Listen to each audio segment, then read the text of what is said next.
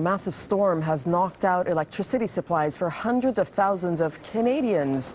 Ice brought down trees and power cables, and icy road conditions are being blamed for 3 deaths. Christmas holiday travel plans are also being wrecked. A white Christmas may be what many dream of at this time of year, but the first day of winter packed a powerful punch, bringing a bizarre mix of tornadoes, heavy rain, ice and snow.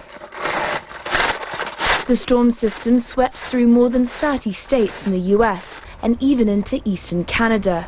Trees fell on houses, across roads and power lines, knocking out power to hundreds of thousands of homes in Michigan, New York and New England. Residents were told it could take days to get the lights back on.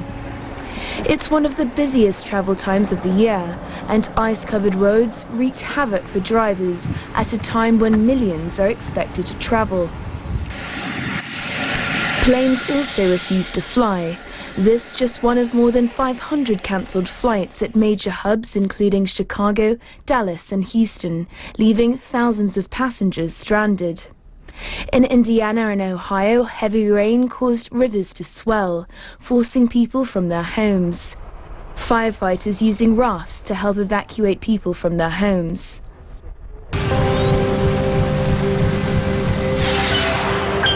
All of this while an estimated 95 million Americans tried to travel over this weekend. On Saturday alone, more than 400 flights were canceled, another 6,200 delayed. We were going to see family, but we'll have to reschedule.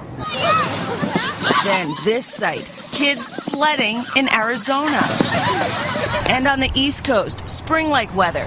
Temperatures reaching the 60s in Albany, New York have closed ice skating rinks, while temperatures nearing 80 in South Carolina saw others at the beach.